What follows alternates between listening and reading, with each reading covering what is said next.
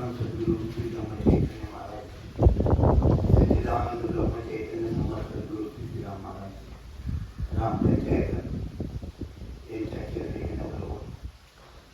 आपल्या सर्वांच्या आत्मारामाला संकल्पात करून आजच्या विषयावर सुरुवात करायची आहे. आपण प्रथम श्रीमद भागवत ग्रंथाचा महात्म्य याविषयी सध्या आपण बोलतो आहोत. कालपासून आपण सुरुवात केली होती. श्रीमद भागवत ही थोडक्यात माहिती आपण सांगितलेली आहे. तर श्रीमद भागवत हा ग्रंथ जो आहे आपण माहिती असेल तर व्यास ऋषींनी हा संपूर्ण व्यास म्हणजे त्यांनी 18 पुराण दिली, 18 महापुराण आणि 18 उपपुराण, 4 वेद त्यांनी केले होते. प्रथम पहिला एकच वेद होता, त्याचे 4 विभाग केले. असे व्यास महर्षी एवढं करून सुद्धा त्यांना समाधान मिळालं नाही. त्याला आंतरिक समाधान काय ते समाधान मिळालं नाही म्हणून खिन्न झाले होते. नारद मुनी जेव्हा त्यांना भेटले तर त्यांनी विचारलं तुम्ही थोडी खिन्न का? ते म्हणजे काय मला समाधान नाही एवढं करून सुद्धा काय. तर ते म्हणजे तुम्ही असं करा की भगवंताच्या लीला ज्या आहेत त्याचं चरित्र काम तुम्ही करा. ते चरित्र काम म्हणजे हे श्री भागवत मानते. आता पहिल्यांदा जे आहे हे भागवत पुढे सांगितलं पहिलं तर चतुश्लोकी भागवत असं नाव माहितला. तर चतुश्लोकी भागवत प्रथम भगवान ते विष्णूने त्यांच्या बेंबीपासून उत्पन्न झाले ब्रह्मदेवाला सांगितलं. तर जेव्हा ते उत्पन्न झाले तर ब्रह्मदेवाला कळेना की मी कुठून आलो आहे, मी काय करायचे, माझं हुकम काय झाला आहे आणि काय सगळं काय आहे. तर तेव्हा त्यांनी चतुश्लोकी भागवत सांगितलं. त्या भागवताचा थोडक्यात अर्थ आहे की सृष्टीची आरंभी सत्य मी आहे, असत्य मी आहे, माझ्या व्यतिरिक्त काहीच नव्हते. सृष्टीच्या अंतानंतर पण केवळ मीच आहे. सकल चल अचल सृष्टीचे स्वरूप मी आहे. अनेक दिव्य स्वरूपे ची विश्वास आहे ती सरी माझी रूपे आहे. म्हणजे भगवंतांनी जे गीतेत सांगितलं प्रलयांतर शिल्लक राहणार प्रत्येक पदार्थात मीच वाचतो. मूळ तत्व आत्मस्वरूप जे आहे जे दिसत नाही पण जे सत्य भासते ती सारी माया आहे. आत्म्याशिवाय आकाश विद्या अंधार सावलीसारखा आहे. संसारात पंचमहाभूते तसे पृथ्वी जल वायू आकाश संसारातल्या प्रत्येक सूक्ष्मापासून ते विराट पदार्थ स्थित आहे. तथापि त्यापासून ते स्वतंत्र आहे.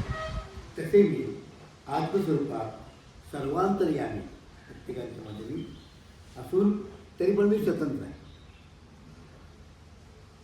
आत्मतत्व जाणण्याची इच्छा ठेवणाऱ्या जीवाने एक लक्षात ठेवायला हवे की जे तत्व सृष्टीच्या आरंभापासून ते सृष्टीच्या अंतापर्यंत केलेही लोकात असते ते कालातीत आहे.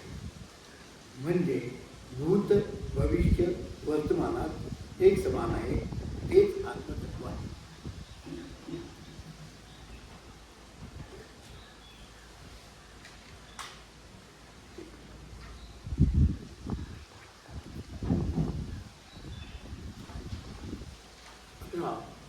भगवान वेदव्यासाने ते जे 18,000 श्लोकांत भागवत जे लिहिलं ते संपूर्ण संस्कृतमध्ये आहे. त्याला संहिता असं म्हणतात. संहिता त्या ठिकाणी भागवत सप्ताह होतो त्या ठिकाणी संहिता वाचन केलं जातं. पण ते कसं आहे त्यातला जो जाणकार आहे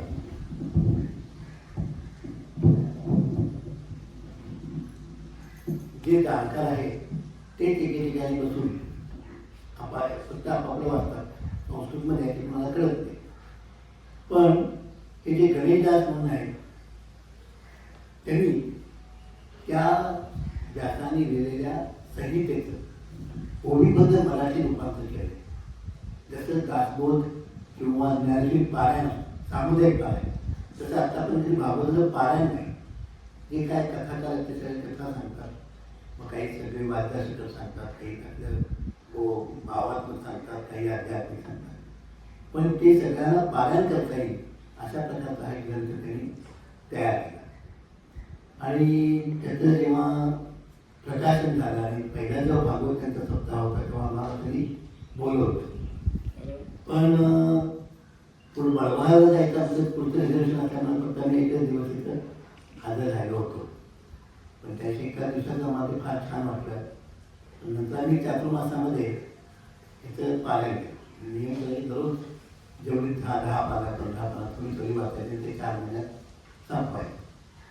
पण त्यानंतर असा विचार आला की ह्याच्यातलं जे काय आहे त्या प्रत्येक अध्यायात त्यातली थोडक्यामध्ये पुन्हा मराठीमध्ये थोडंसं मी जे गद्य हे साधारणपणे ओळीबद्ध आहे गद्यात प्रत्येकाचा भावार्थ प्रत्येकाचा त्याचा घ्यावा असा विचार केला आणि त्याप्रमाणे लिहायला सुरुवात केली. ते गाडगिळण दिले मला आपल्याला असा अंका बोलणे म्हणून श्री हरिदास या नावाकडे दिले. म्हणून श्री हरिदास नाव म्हणजे तुम्हाला असं वाटतं की गाडगिळांचं प्रवचनामुळे कोण येणार नाही म्हणून श्री हरिदास नाव लावले का? तसं नाही. तर ते लिखाण त्या नावाखाली दिले टोकन नावाखाली म्हणजे हे. आता हा जो भागवत आहे तो नारदांना म्हणजे आपण सांगितलं दुसरं की भागवत ब्रह्मदेवा सांगितलं त्यांनी तो नारदांना सांगितला त्यांचे पुत्र आणि त्यांना सांगितलं ह्याचा विस्तार म्हणजे 4 श्लोकाचा हा सगळा विस्तार आहे तो सगळा व्यास महर्षींनी केला. आता जे व्यास महर्षी त्यांचा मुलगा शुक यांना सांगितलं. शुकाने त्यांचं मुलगा त्यांचा शिष्य शिष्य सुत ज्याला हा भागवतीने सांगितला. आणि नैमिषारण्यामध्ये शौनकादी ऋषींनी मोठी यज्ञ सुरू केली त्या हजारो यज्ञ करत होते. तर त्यावेळेला 2 यज्ञांच्या मध्ये किंवा मधल्या काळामध्ये जो रिकामा वेळ असतो त्या तुम्ही चिवल्या भावल्या करू नये म्हणून त्यांनी सुताला सांगितले तुम्ही आम्हाला काहीतरी सांगा आत्म बोल काय गेलं तरी काय सांगा म्हणून त्यांनी हे सगळं भागवत शौनकादींना सांगितलं. तर हा सगळा संवाद आहे. आता हा संवादाची सुरुवात कुठून होती तर राजा परीक्षित जो आहे अर्जुनाचा नातू उत्तरेचा मुलगा तो राजा असताना शिकायला जातो आणि जंगलामध्ये गेल्यानंतर एक ऋषीचा आश्रम त्याला ताण लागला. त्यात गेल्यानंतर त्याला अशा अपेक्षा असते की त्याने आपल्याला पाणी वगैरे द्यावं आपली विचारपूस करावी.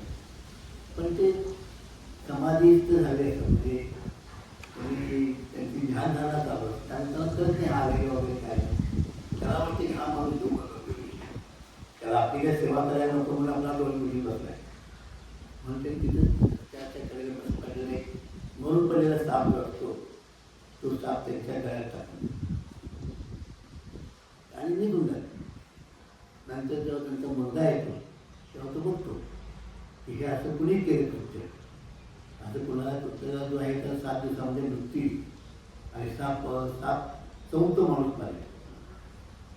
ते जेव्हा ते त्यांच्यावर म्हणणार ऋषीला म्हणणारे असं आपण शाप देणं योग्य नाही तरी ठीक आहे त्यांना असं वाटलंच नाही केलं त्यासाठी एवढा मोठा शब्दाला बरोबर पण कसं ते एकदा शाप गेल्यानंतर तो खरा होणार. म्हणजे जेव्हा परीक्षित राहिल्याला कळते की आपण 7 दिवसात मारणार त्यामुळे त्यांना असं वाटतं की आपण याच्यातनं काहीतरी उपाय शोधला पाहिजे. मग ते अनेक लोकांच्याकडे जातात अनेक ठिकाणी येतात की ह्यातनं मला सुटेल असं काहीतरी सांगा. प्रत्येक म्हणतात मृत्यूपासून कोणाची सुटका होऊ शकत नाही. पण ही सुटुमणी आहे जेव्हा भेटतात त्या म्हणतात मी तुला असं सांगेन तुझा मृत्यू चालणार नाही पण तुझी मृत्यूची आता जी तुझी भीती आहे ती कमी होईल असं म्हणून ते संपूर्ण हे भागवत त्याला सांगतात. आणि मग 7 दिवस ऐकल्यानंतर खरोखरी त्याची इतकी तयारी होती की तो मृत्यूला सामोरे जातो. गर्भासनापासून त्याला तो आता त्या कथेप्रमाणे त्या फळाच्या आईतनं फळातली गाडी येते त्याचा सापात उत्पादन होतं तो दंश करतो. पण त्याच्या आधीच त्यानं प्राणत्याग करायची संपूर्ण तयारी केली. तर हे भागवत जे आहे ते किमान मरणापूर्वी एकदा तरी ऐकावं असं नियम आहे. म्हणजे असं अनेक लोक पाळतात भागवत म्हटलं तर असं हे भागवत पारायण जे आहे ते आपण सर्वजण म्हणून करू शकतो. जसं दासबोध पारायण आहे तसं आपण हे करू शकतो. आता हे भागवत जे आहे ते एकूण 12 स्कंद, म्हणजे झाडाच्या मोठ्या पाल्यात हा 12 स्कंद आहे. त्यामध्ये अनेक अध्याय आहेत. त्या प्रत्येक अध्यायामध्ये असं प्रत्येक गोष्टीचं विवेचन. ह्यामध्ये जर म्हणलं ना तर काही नाही असं नाही काय, म्हणजे अनेक सगळे संवाद आहेत. पराशर ऋषीचा संवाद आहे, याचा पण संवाद आहे, मैत्रियांचा संवाद आहे, उद्धवाचा संवाद आहे, श्रीकृष्णाचा संवाद आहे. त्यानंतर अनेक ज्ञानाच्या गोष्टी ज्या आहेत त्याची चर्चा आहे. हे जे काव्य आहे हे काव्यग्रंथ आहे. इतिहास, भूगोल, ज्योतिष, सृष्टीचा विकास, राजनीती, धर्मचर्चा, सामान्य धर्म, विषय धर्मचर्चा आहे. चारी आश्रम त्यांचं वर्णन आहे, त्याचं पालन कसं करावं, स्त्रियांचे धर्म काय आहे त्याचे प्रतिपादन केलं आहे. निसर्गापासून मानवाला काय शिकता येतं, दुनिया दृष्टी काय आहे, नंतर नक्षत्रांची गती, हे सगळं ज्ञान विज्ञान सगळं याच्यामध्ये आहे. ते प्रत्येक विभागामध्ये त्यांनी ते विस्तृत स्वरूपात सगळं विवेचन केले. अनेक लोकांची चरित्रे आहेत. प्रत्येक ठिकाणी संवाद आहे. म्हणजे सुखमुनी सांगितल्यानंतर परिस्थितींनी अनेक प्रश्न विचारले की हे असं काय झालं, म्हणजे त्याला असं काय झालं. तसंच मैत्रियांनी सांगितल्यानंतर त्यांच्याशी काही प्रश्न विचारले, हे सुद्धा आहे पण सुद्धा अनेक प्रश्न विचारले. असा हा सगळा संवाद आहे. तर हा त्यामुळे आपण जे भागवत आहे हा संवाद रूपात आहे.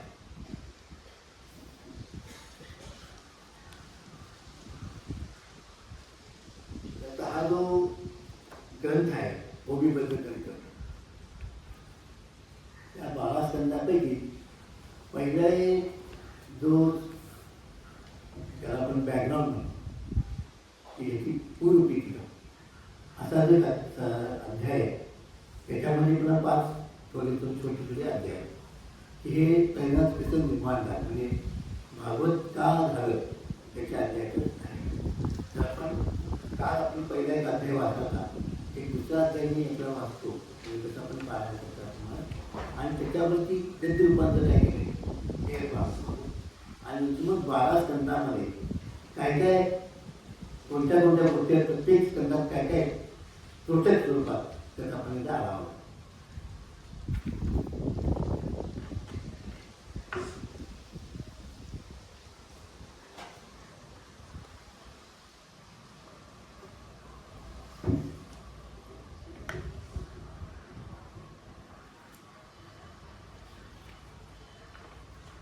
तर काल आपण बघितलं की जी भक्ती आहे ती कलियुगामध्ये अशी एके ठिकाणी बसली होती आणि तिची जी 2 मुलं आहेत वैराग्य आणि विरक्ती, ती 2 मुलं ज्ञान होऊन पडली. मग जेव्हा नारद मुनीने तिला बघितलं तेव्हा तिने विचारलं की याचं काय झालं. तर ती म्हणजे कलियुगामध्ये असतात त्यामुळे दोन्ही ज्ञान झाले, पण ह्याला त्याचे उपाय का. ती जेव्हा यमुनाकाठी जेव्हा जाते ती जी आहे ती एकदम त्याला आपण फ्रेश म्हणतो, म्हणजे ताजी तेव्हा टवटवतो.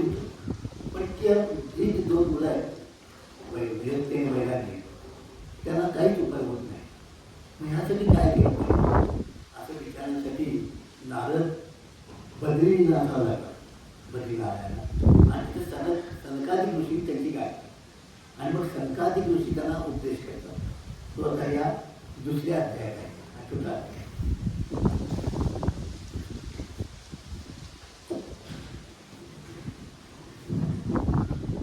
नारद जलती वचन चिंता आपलं तुझे मन, श्रीकृष्णाचे कर चिंतन दुःख नाहीसे होईना.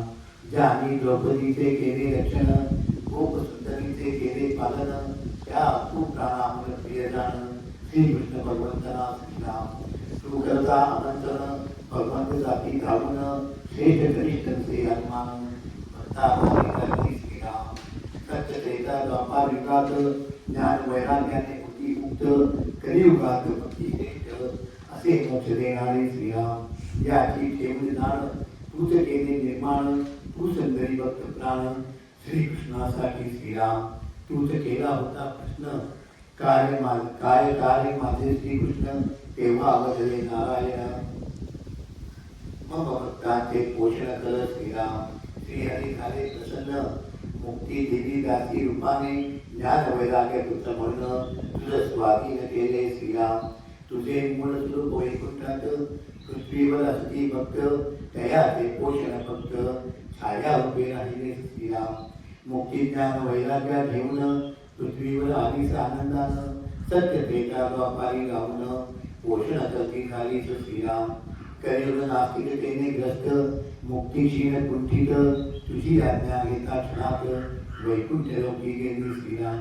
तू करता मुक्तीचे स्मरण, वैकुंठातून येते तक्षण. ज्ञान वैराग्याला पुत्र मानून बरोबर ठेविले तू श्रीराम. कलियुगात झाले उपेक्षित, तया कारणे वृद्धावस्थेत.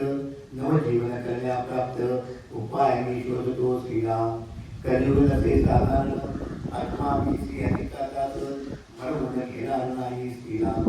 भक्ती मार्गाचे करता अनुसरण, पापी असता जावण. प्राप्त होतील श्रीकृष्ण तुला सांगतो श्रीराम. हृदय भक्ती निरंतर, यमातेन पाहती द्वार. ते पिशाच दूर, राक्षस दैत्य असमर्थ होती श्रीराम. वेद तपकर्म ज्ञान, जरी केली ऐसी साधन. भगवंत होती प्रसन्न, केवळ गोपी समभक्तीने श्रीराम. जन्म जन्माचे साधका पुण्य, भक्ती होते निर्माण. कलियुगी झाले कलियुगी भक्तीने श्रीकृष्ण समोर उभे राहते श्रीराम. दोन करता भक्तीशी, लोकी पापाच्या राशी. भक्ताचा द्रोह करता ऋषी, दुर्वासाला दुःख झाले श्रीराम. नको व्रते योग सायाग साधन, कीर्तयात्रा वेद चर्चा धन. भक्ती उघडे दालन, साहित्य मुक्तीचे श्रीराम. सुखकर्ती वचन, नारदांच्या मुखे श्रवण. भक्ती सर्वांगे बदलण, त्यांना विचारती झाली श्रीराम. भक्ती करे वचन, नारद मुनी आपण धन्य. हृदय तुमच्या स्थान, सोडून जाणार नाही श्रीराम. हे साधू आपण दयाघन, कृपाळू तुमचे वचन. दुःखाचे माझ्या निरसन, पण पुत्रा चैतन्य नाही श्रीराम. भक्तीचे ऐकता वचन, श्री नारदमुनी अत्यंत करुण. दोन पुत्रांचे करणी बोलून, हाका मारती सगळ्या श्रीराम. वेदांचे केले भजन, वेदघोषे अंबर. निनाद गीतेचे केले उच्चारण, कष्टाने जागती पुत्र श्रीराम. त्यांचे न उघडती नयन, पांढऱ्या बगळ्यासारखे ध्यान. हात पाय गेले वाढून, एखाद्या लाकडासारखे श्रीराम. हात पाय नसे प्राण, लहान रुपीने व्याकुळतन. चिंता करते नारदान, भगवंत चिंतन करते श्रीराम.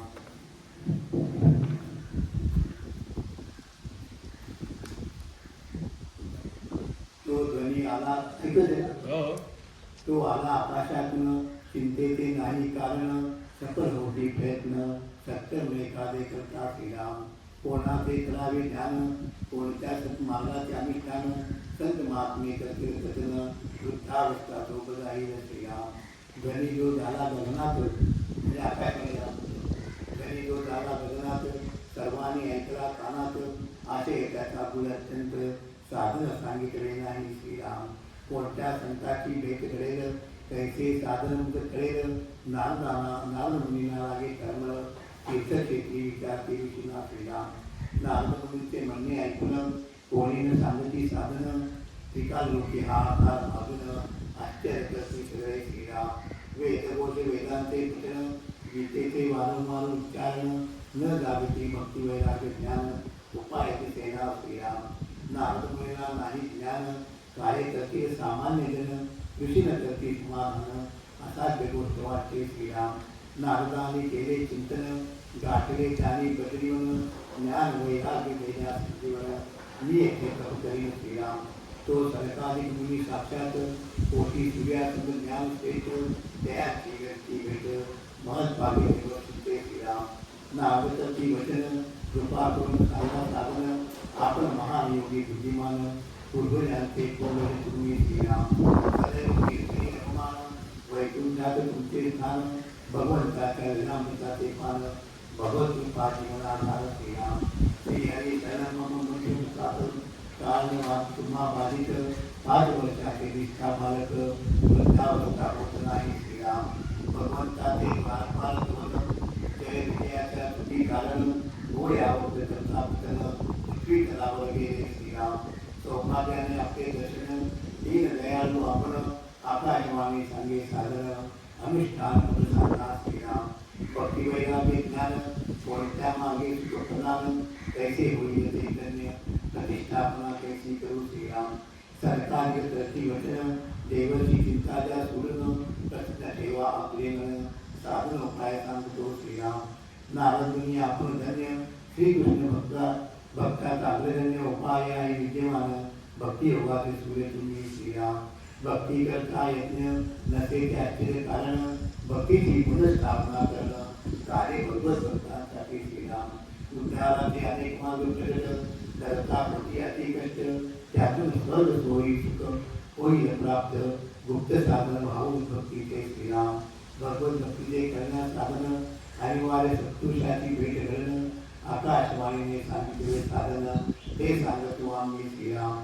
ज्या सत्कर्माचा संकेत ऐका करून प्रसन्न चित्त द्रव्य प्रयोग ज्ञान कर्माचे सूचक असे श्रीराम. ज्ञान सत्कर्माचे सूचन गायन गती मुनी शुक श्री भगवताचे पारायण सुख हेच सत्कर्म होय श्रीराम. श्रीमद भागवताचे कथन भक्ती ज्ञान वैराग्याचं संजीवन कष्टाचे होय आनंद होई भक्तीला श्रीराम. सिंहगर्जना होता वनात लागे प्रतिक्षणात श्रीमद भागवताचा वैकलित कलियुगाचे दोष दाती श्रीराम. सकल दोषांचा होय अंत प्रेमरसात नाती भक्त भक्ती ज्ञान वैरागी घरात प्रकट होय श्रीराम. नारद प्रति वचन वेद वेद घोष पीठापचन तया मिळाले चैतन्य भागवत कथेने कैसे संजीवन श्रीराम. भागवत कथेच्या पदात प्रत्येक श्लोकात सारांश रूपी असे वेदांत कसे उदाहरण केले श्रीराम. भक्तांसाठी भक्तवत्सल हृदय दया मन कोमल आपल्या आदर्शने सुख केवळ शक्ता दूर करा मानी श्रीराम. सरकारी करती वचन भागवत कथा वेदोपनिषदातून त्या सारातून निर्माण स्वतंत्र फलदायी असे श्रीराम. रसन छळे दृश्य बंध्यात घेता येईना स्वाद तुकुम सर्वे दुधात वेगळे काढता स्वादिष्ट श्रीराम. उसात असे साखर समजते वेगळी झाल्यावर भगवत कथा रसदार कथा ऐकता कळेल श्रीराम. श्रीमद भागवताचे स्थान वेदाच्या बरोबरी मान भक्ती ज्ञान वैराग्य स्थापना करण्या व्यासाने मिळविले श्रीराम. वेद वेदांग गीत चरित रचित तरी व्यास चित्त अज्ञान अंधकारे त्रासपरत भागवताचा उपदेश केला श्रीराम. तुम्ही सांगितले 4 श्लोकात भागवत आदेश करणात ऐकता झाले प्रसन्न चित्त खिन्नता नाहीची झाली श्रीराम. ऐसे असता जाणून तुम्हीच करता प्रश्न शोकनाशाचं भागवत पुराण आपण ऐकले पाहिजे श्रीराम. नारद प्रति वचन पुण्य पावन आपले दर्शन सहज मुखे शेषकडे गायन भागवत अमृत कथांचे श्रीराम. प्रेमभक्ती उतरण्या हृदयात संसार दुःखाने व्याप्त त्याचे कल्याणासाठी फक्त मी आपणास शरण आहे श्रीराम.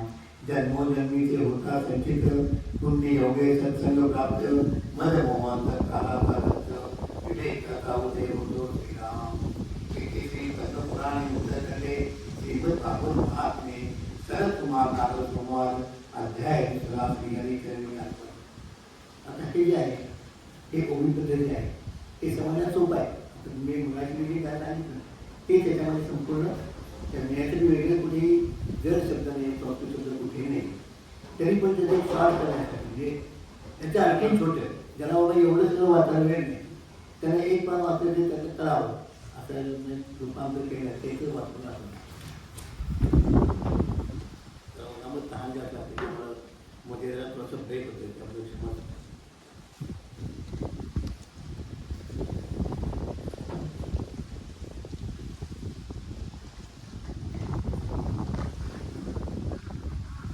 दुःख दूर करण्याचं नाव तर दुःख काय झालं आपली 2 जी मुलं आहेत ती ज्ञान झाले ती केव्हा होती हे दुःख झालं. श्री नारद मुनींनी भक्तीला उपदेश करत आहे बघ नारदमुनी भक्तीला उपदेश करत आहे. ते भक्तीला म्हणतात, तुझे दुःख दूर होण्यासाठी श्रीकृष्णाचे चिंतन कर. तू त्यांना बोलव, ते धावून ये. अनेक भक्तांच्याकडे ते धावून गेले आहे. त्यांच्याकडे श्रेष्ठ कनिष्ठ असा भेद नाही. सत्य, त्रेता आणि द्वापार युगात ज्ञान वैराग्याने मुक्तता होते, पण कलियुगात मोक्ष देणारी तूच श्रेष्ठ आहे. म्हणजे खूप भक्ती असते आणि भगवंताने त्यासाठी तुला निर्माण केले आहे आणि भक्तांचे पोषण करण्याचे कार्य तुला केले आहे. श्रीहरी तुझ्यावर प्रसन्न झाले आणि वैकुंठात तुझे मूळ स्वरूप असून तुला सावली रूपाने पृथ्वीवर पाठवले आणि ज्ञान वैराग्याना पुत्र बनवून तुझ्याकडे स्वाधीन केले. कलियुगात या पुत्रांना उपेक्षा आल्यामुळे त्यांना वृद्धत्व प्राप्त आहे. त्यांची उपेक्षा आहे, म्हणजे वृद्धत्व प्राप्त होती यात उपेक्षा आहे. त्यांना नवजीवन प्राप्त करण्याचे उपाय मी शोधतो आणि कलियुगात साधारण माणसांच्या हृदयात तुझी स्थापना करी. इतर सर्व साधनामध्ये तुलाच प्राधान्य मिळेल. तुझ्या घरोघरी जाऊन तरी ऐकू येते ना? तुम्ही मला तिकडे येऊन बसा म्हणजे ऐकू येईल. येते. कलियुगात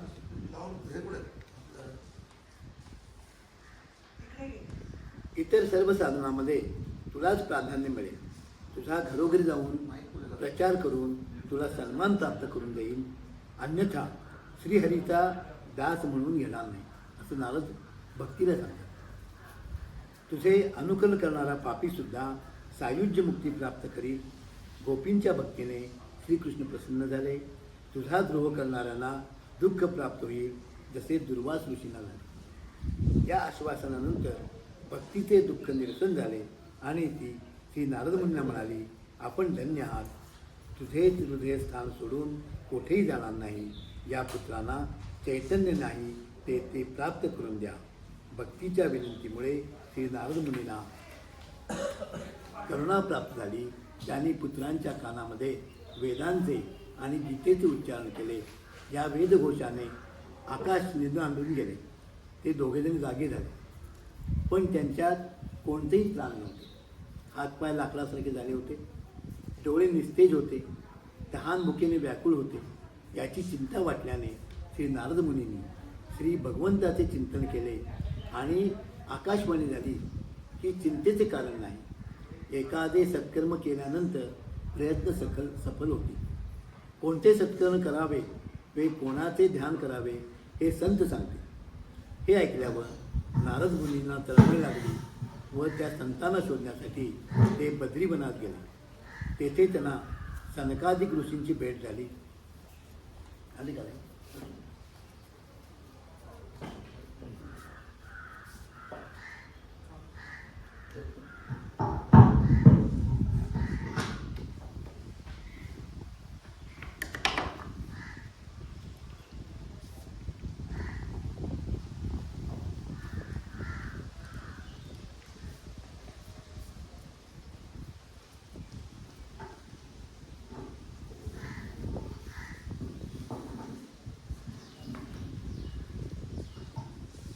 हे ऐकल्यावर नारद मुनींना तळमळ लागली व संतांना शोधण्यासाठी ते बद्रीवनात गेले. तेथे त्यांना सनकादिक ऋषींची भेट झाली. त्यांची स्तुती करून नारद मुनींनी त्यांना ज्ञान आणि वैराग्य यांच्यात चैतन्य निर्माण होण्यासाठी साधन कोणते करावे हे सांगा अशी प्रार्थना केली. सनकादिक ऋषी त्यांच्यावर प्रसन्न झाले आणि आश्वासन दिले की तुम्ही चिंता सोडून द्या, मन प्रसन्न ठेवा. अगदी साधा उपाय सांगतो. द्रव्य, तप, योग, ज्ञान हे कर्माचे सूचक असते. श्रीमद भागवताचे पारायण हेच सत्कर्म आहे. भागवत कथेच्या वैखरी गायनाने कलियुगातील दूर जातील. प्रेमरसात भक्त नातील. घराघरामध्ये ज्ञान आणि वैराग्य यांना चैतन्य प्राप्त होऊन ते प्रगट होते. श्रीमद भागवताचे स्थान हे वेदांच्या बरोबरीचे आहे. भक्ती, ज्ञान आणि वैराग्य स्थापण्यासाठी श्री व्यास ऋषींनी निर्मिले आहे. वेद, वेदांग आणि गीता रचून सुद्धा व्यास महर्षींना खिन्नता दूर आली होती. ती दूर करण्यासाठी तुम्हीच त्यांना चतुश्लोकी भागवत सांगून पुराण रचना सांगितले होते. तेच हे श्रीमद भागवत पुराण त्याच्या श्रवणाने मदमोह अंधकारात अंतवून विवेकाचा उदय होतो. इथे श्री पद्मपुराणे उत्तराखंड श्रीमद भागवत महात्म्य अध्याय 2. म्हणजे मगाशी जे आपण ओळीबद्ध केलं तसे थोडक्यात रूपांतराचं आहे. तर अशा स्वरूपाचं हे आपण साधारणपणे आता 5 जे स्कंद आहेत तिथे पण माझं लेखन चालू आहे. अजून मी विद्यार्थी दशेत आहे. फक्त श्री हरिदास हे टोपण नाव आहे, ते जाहिरातीसाठी घेतलेलं नाही, मार्केटिंगसाठी नाही. तर आपल्याला पुढच्या वर्षी असा संकल्प आहे, म्हणजे विवेकदादा आणि या दोघांना त्यांनी सांगितले की आपण याचं भागवत सप्ताह आयोजित करायचं. म्हणजे सामुदायिक पारायण असे सगळे ग्रंथ आपल्या लोकांना मिळतील. आता आपण स्वित्झर्लंडच्या तुलनेत आपण साधारण 13 लोकांचा सप्ताह होईल असे आपण अपेक्षा झालेली आहे. 108 लोक बसतील ही अपेक्षा आपल्याकडं नाही. अगदी कोणी नाही भेटलं तरी 2 परीक्षित तुम्ही एवढे द्या तरी बाद झालं आपल्याला. कारण शेवटी ज्याला आनंद मिळतोय त्याला तो मिळेल. आणि इथलं आपलं स्थान महात्म्य आहे, ज्यांना आहेत महाराज ते त्यांना पाठवतील आणि एखादं 108 लोकांचं पाठवतील. आपल्या हातात काही नाही, काय पण संकल्प तरी केलेला आहे. आणि आता मी गेलो की ह्या जे रत्नाकर आहेत त्यांच्यात माझी प्रत्यक्ष म्हणजे त्यावेळेला गाठ पडली होती, पण ह्या संदर्भात गाठ पडलेली नव्हती. म्हणजे त्यांच्याशी बोलली आणि मग ते साधारणपणे आपलं सकाळी 3 तास आणि संध्याकाळी 3 तास असं आपल्याला ते पारायण करावं लागेल. म्हणजे 7 दिवसामध्ये ते सगळं पूर्ण आपण सामुदायिक स्वरूपात करणार. आता ते जर गणित असेल तर ते इथे बसतील आणि आपण सगळेजण वाचू. समजा ते काही नाही आणू शकले तर आपल्याकडे डमी आहे, मारामारीसाठी जाणार श्री हरिदास मारामारीसाठी डमी वापरतात ना, त्याचा डमी पण इथे होईल. कारण महाराजांना श्रीराम महाराजांना भागवत कथांना अतिशय प्रिय होते. त्यांनी भागवत कथेचं अनेक वेळा आयोजन केले, आश्रमामध्ये पण केले. त्यांची आमची जेव्हा प्रथम गाठ पडली कोल्हापुरात तेव्हा त्यांनी आम्हाला सांगितलं की परिक्रमा सुरू करणे आपल्या आमच्या आश्रमात या, तिथं भागवत सप्ताह आहे, तुम्ही भागवत ऐका आणि मग परिक्रमेला जावा. त्याचं आम्ही 2-3 दिवस भागवत इथं ऐकलं आणि मग आम्ही परिक्रमेला गेलो. स्वतः जेव्हा महाराजांनी देह ठेवला त्याच्या आधीसुद्धा ते अकोल्यात जाऊन महाराजांनी भागवत संपूर्ण ऐकलं आणि त्याच्यामध्येच येऊन म्हणजे आता भागवत सप्ताह म्हणजे मध्ये जेव्हा मध्ये वेळ असतो तेव्हा मध्ये येऊन त्यांनी बडवाला येऊन सांगितलं होतं की इथं माझी समाधी आहे, ही ठिकाण माझ्या समाधीचं आहे. आता आपल्या लोकांना काय कळत नाही, लोकांना वाटतं ठीक आहे महाराज बोलून गेले, पण त्यांना कळत असतं. तर म्हणून ह्या ठिकाणी ते भागवत व्हावं. तसंच ब्रह्मानंद महाराजांनी तेरदाला भागवत सप्ताह केला.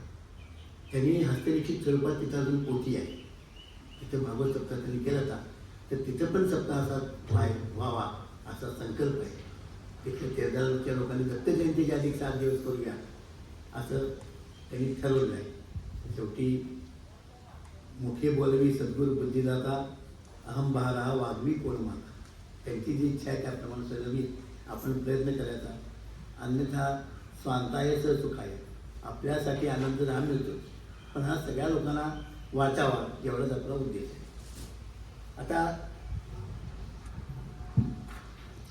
हे जे 12 स्कंद आहेत त्याचं प्रत्येकाचं थोडक्यात शॉर्टमध्ये मी कसं काढलेलं आहे. म्हणजे प्रत्येक अध्याय तर ह्याप्रमाणे केले, पण तो एक स्कंद संपला की ह्या स्कंदामध्ये कोणते कोणते विषय आले, कोणते कोणत्या कथा आल्या, कोणते कोणते चरित्र आलं, ह्याच्यात थोडक्यात आढावा घेतला. तो तुम्हाला एकदा 12 स्कंद सांगतो. कंटाळा नाही ना? कंटाळा तर सांगा म्हणजे आपण ते कंटिन्यू करू.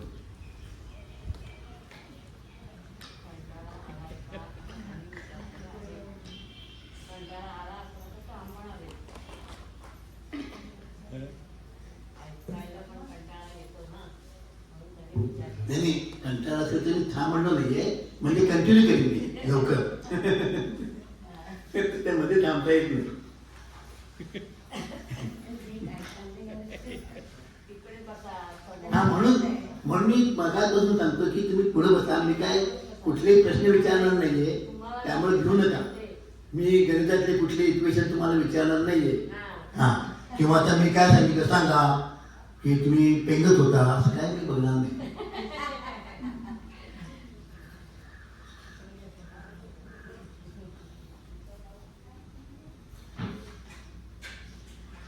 स्कंद पहिला जो आहे त्याचा सारांश काय आहे? तर नैमिषारण्यामध्ये शनकादिक ऋषींनी अनेक ऋतुजांसमवेत महायज्ञाचे आयोजन केले होते. त्यावेळी श्री शुकशिष्य सुतांचे आगमन झाले. शौनकादिक ऋषींनी त्यांना भागवत कथामृत पाळण्याची विनंती करतात आणि सुतमुनी त्यांना ही कथामृत आनंदाने सांगतात. भक्ती, ज्ञान आणि वैराग्यांची अवस्था, तरुण स्त्री आणि त्यांची निश्चित पडलेली 2 मुले यांच्या रूपकाद्वारे त्या काळाची अवस्था नारदांशी संवाद रूपाने सांगून त्यांचा जीर्णोद्धार करण्याचे वचन श्री नारद मुनी देतात आणि आकाशवाणी होऊन सत्पुरुषांची भेट होऊन ते साधन सांगतील. त्याप्रमाणे सनकादिक ऋषी श्री नारद मुनींना भागवत कथेचे आयोजन करण्यास सांगतात. त्याप्रमाणे गंगा तटावर, हरिद्वारी, आनंद घाटावर, हरिद्वाराला आपण गेला आनंद घाटावर त्याचे आयोजन करतात. त्यावेळी श्री भगवान विष्णूंनी ब्रह्मदेवांना चतुश्लोकी भागवत कसे सांगितले हे विस्ताराने सांगतात. या कथेचे श्रवण झाल्यावर भक्तीची 2 मुले, ज्ञान आणि वैराग्य ही मुले तरुणावस्था प्राप्त होऊन चैतन्यमय दिसू लागतात. विष्णू भक्तांच्या हृदयात वस्ती कर असा आदेश स्वतः भगवान प्रगट होऊन भक्तीला देतात. त्यानंतर गोकर्णाचे उपाख्यान येते. गोकर्णाचे दुंदुकारी व त्याचा जन्म, कर्म आणि भागवत कथा श्रवणाने त्याचा उद्धार त्याचे सविस्तर बनवून येते. आता गोकर्णाचं महात्म्य म्हणजे आपण कथा, भागवत कथा ज्यांनी ऐकली त्यांनी बरेच ऐकले असेल. दुंदुकारीची कथा ऐकली आहे ना. त्यानंतर सप्ताहाचा विधी सनकादिक कथन करतात. शौनकादिक ऋषी आपल्या मनातील शंका सुत ऋषींना विचारतात आणि सुतमुनी भागवत कथा आणि भक्तीचे महत्त्व त्यांना पटवून देतात. नंतर भगवंत अवतारांचे वर्णन सुत ऋषी सांगतात. तसेच श्री व्यास महर्षी हे भागवत कथामृत काव्य कसे रचले ते सांगतात.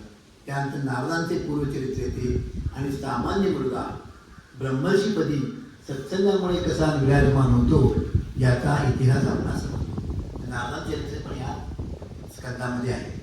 नंतर अश्वत्थाम्याने द्रौपदीच्या पुत्रांची केलेली हत्या आणि श्रीकृष्णाच्या आदेशाप्रमाणे अश्वत्थाम्याचा मणी काढून टाकून त्याची मानहानी केल्याची कथाने केली. त्यानंतर कुंती मातेने भगवंताच्या केलेली स्तुती आणि उत्तरेच्या पोटातील परीक्षिताचे भगवंतांनी ब्रह्मास्त्रापासून केलेले रक्षण आपणास ऐकावयास मिळते. नंतर श्री भीष्माने श्रीकृष्ण स्तुती करत प्राणत्याग केला त्याची कथा येते. त्यानंतर श्रीकृष्ण द्वारकेला गमन करतात. त्यांचे सम्राटाप्रमाणे स्वागत होते. परीक्षिताचा जन्म होतो. विदुराच्या सल्ल्याने धृतराष्ट्र गंधारी समवेत वनात जातात आणि वानप्रस्थाश्रम स्वीकारतात. युधिष्ठिराला अनेक अपशकुन दिसू लागतात.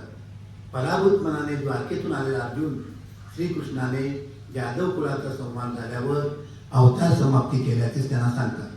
कृष्ण विरहाने व्याकुळ होऊन माता कुंती प्राणत्याग करते व पांडव परीक्षिताला राज्यपदी बसवून स्वर्गारोहण करतात. परीक्षिताचा विजय आणि धर्म आणि पृथ्वी यांचा संवाद रूपकात्मक ऐकून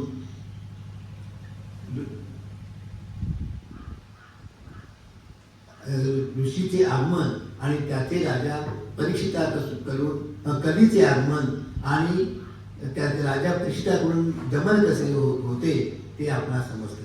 राजा परीक्षिताला शृंग ऋषींचा शाप मिळतो व त्याप्रमाणे 7 दिवसाचा मृत्यू येणारे कळल्यावर गंगा किनारी ते अनशन व्रत करतो व श्री शुकमुनी त्याला भेटून भागवत कथा सांगतात आणि येथे पहिला स्कंद समाप्त होतो. म्हणजे या स्कंदामध्ये एवढ्या प्रकारच्या कथा आहेत. त्याचा त्या धावता आलावयात आहे.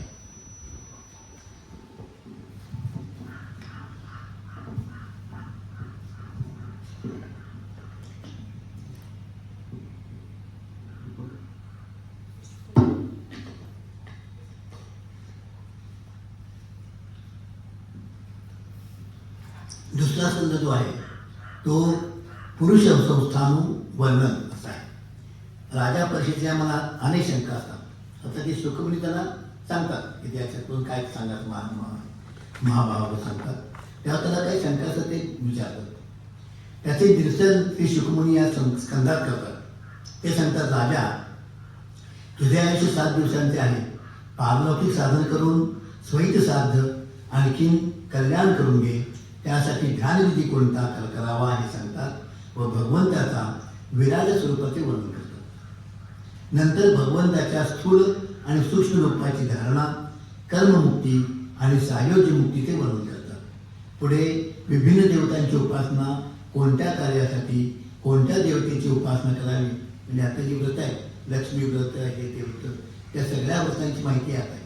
कोणत्या काळासाठी कोणतं व्रत करावं, मुलं चांगलं व्हायसाठी काय करावं, मुलं होण्यासाठी काय करावं, नवरा चांगला मिळण्यासाठी काय व्रत करावं, हे सगळ्यांना माहिती आहे. त्याचा उपयोग होतो की नाही माहीत नाही. आणि भगवत भक्ती ते महत्त्व विशेष करतात व शुकदेव कथेची सुरुवात करताना प्रथम सृष्टीची निर्मिती कशी होते व विराट स्वरूपाच्या विविध अवयवांचे अधिष्ठाता देवता त्यांचे कार्य सांगतात. आता आपले जे अवयव आहे, ह्या प्रत्येक अवयवाची एक अधिष्ठाता देवता आहे. तर त्या देवता आपले त्याच्याकडून कार्य करून देत असतात. आपल्या हातात करमणी काहीच नाही. आपण पूर्ण पराधीन आहोत जीव.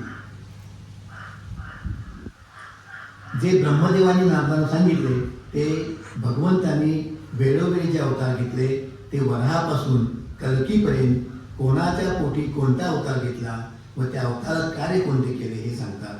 हे ऐकल्यावर विविध प्रश्न राजा त्यांना विचारतो, त्यावर उत्तर देतात.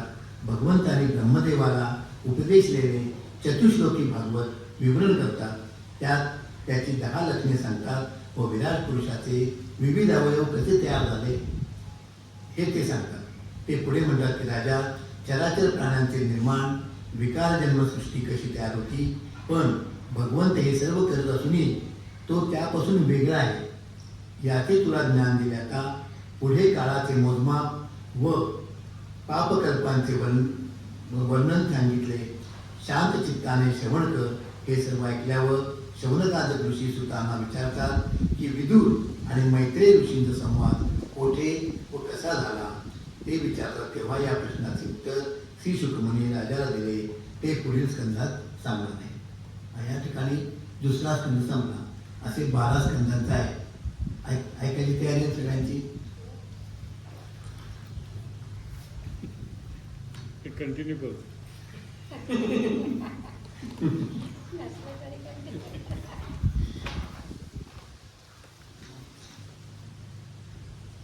कंटिन्यू करताना मध्ये थोडंसं पाण्यासाठी ब्रेक घ्यायला लागतं.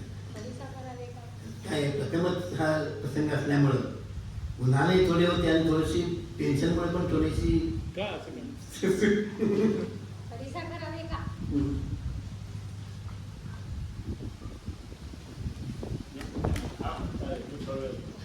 कंटिन्यू झालं.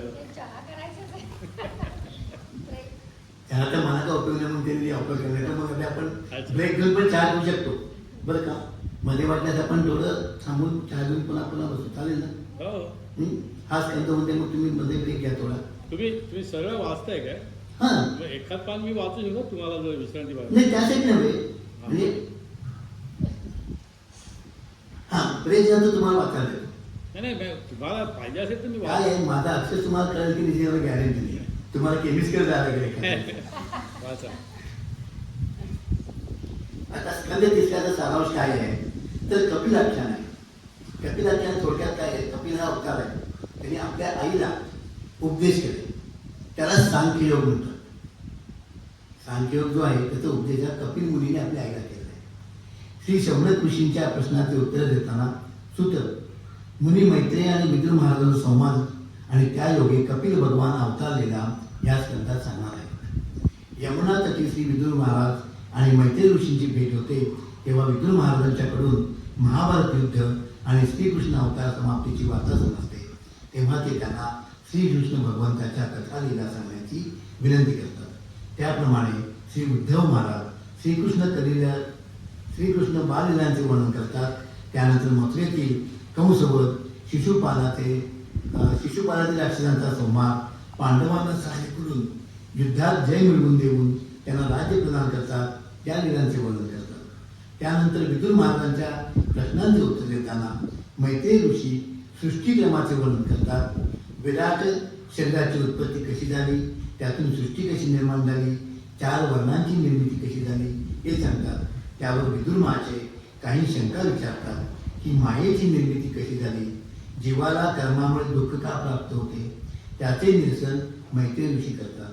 त्यात ब्रह्मदेवाची उत्पत्ती, त्यांनी केलेली भगवंताची स्तुती, 10 प्रकारच्या सृष्टींचे वर्णन, मन्वंतरादी प्रकार विभागाचे वर्णन, सृष्टीचा विस्तार, वराह अवतार कथा, भीतीची गर्भधारणा, जय विजयानं सनकादिकांचा शाप, जय विजयांचे वैकुंठातून पतन, हिरण्यकश्यपू व हिरण्याक्षांचा जन्म, हिरण्याक्षाबरोबर भगवान वरांचे युद्ध, त्यात हिरण्याक्षाचा वध, ब्रह्मदेवाने रचलेल्या सृष्टीचे वर्णन, कर्दमांची तपश्चर्या आणि भगवंताचे वरदान, देवहूती बरोबर कर्दम प्रजापतीचा विवाह, त्यांना विहार आणि कपिल देवांचा जन्म, कपिल देवाने माता देवहूतीला केलेला भक्तियोगाचा महिमा, महदानी विविध तत्वांच्या उत्पत्तीचे वर्णन, मोक्ष प्राप्तीचे वर्णन, अष्टांग योगाचा विधी, भक्तीचे मर्म आणि कालाचा महिमा, देहासक्त पुरुषांच्या अधोगतीचे तसेच जीवाच्या गतीचे वर्णन,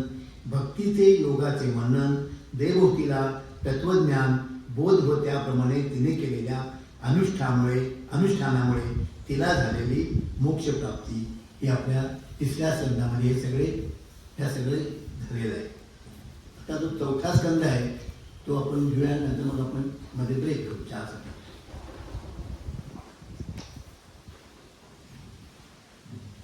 स्कंद 4था जो आहे तो ध्रुवाचे वनात जाणे. मैत्रेय ऋषी शत्रुंजय विदुर महाराजांना पुढील कथानक सांगतात. सनकादिक, नारद, अरुणी आणि यती हे ब्रह्मदेवांचे नैष्टिक पुत्र होते, पण त्यांनी संसारात आसक्ती नसल्याने गृहस्थाश्रम स्वीकारला नाही.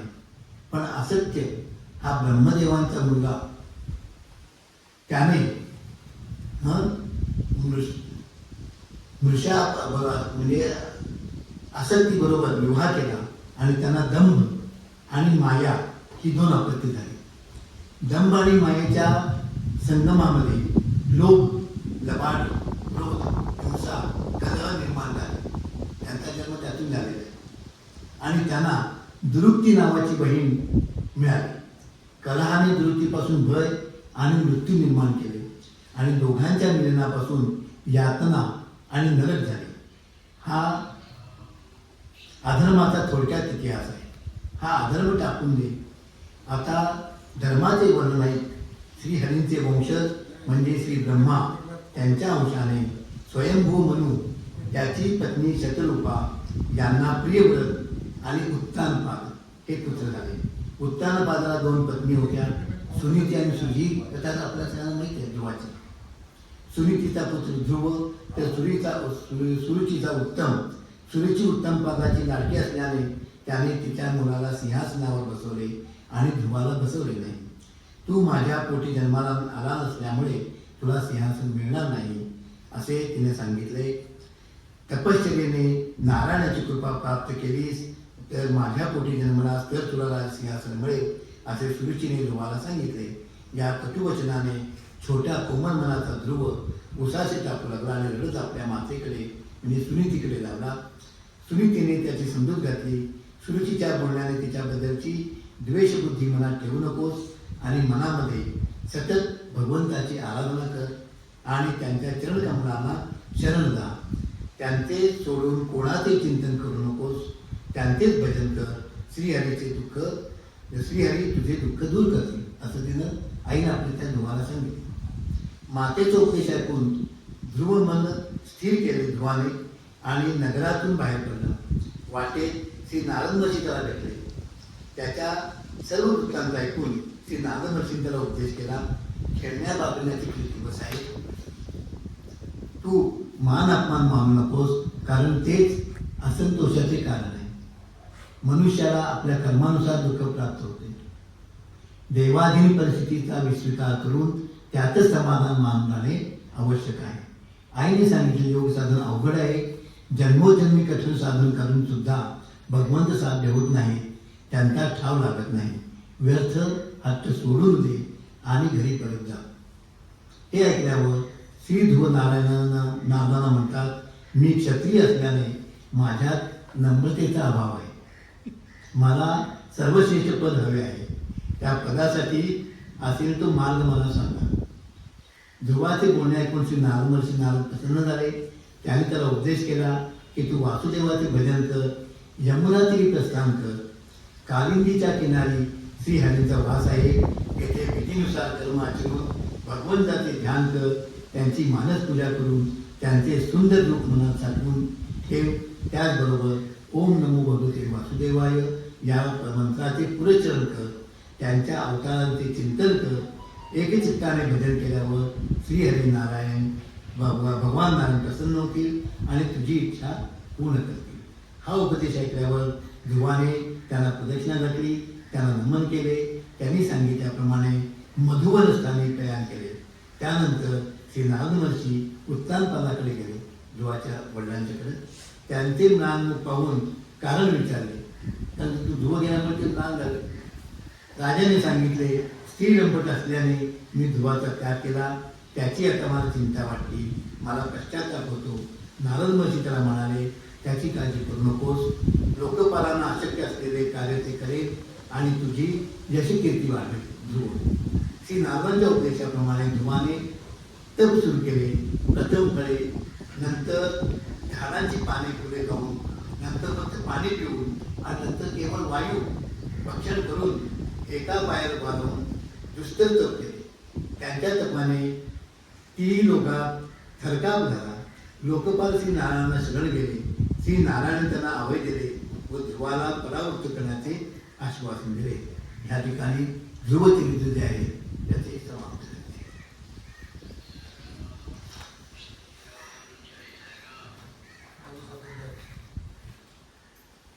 आता स्कंद चौथा जो आहे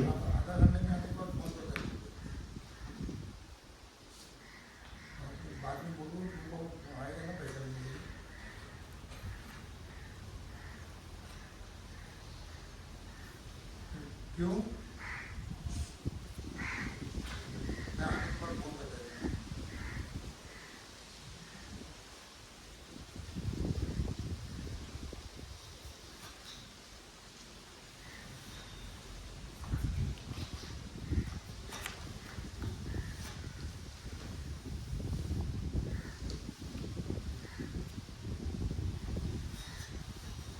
आपण चहा घेऊन पुस्तक घ्या.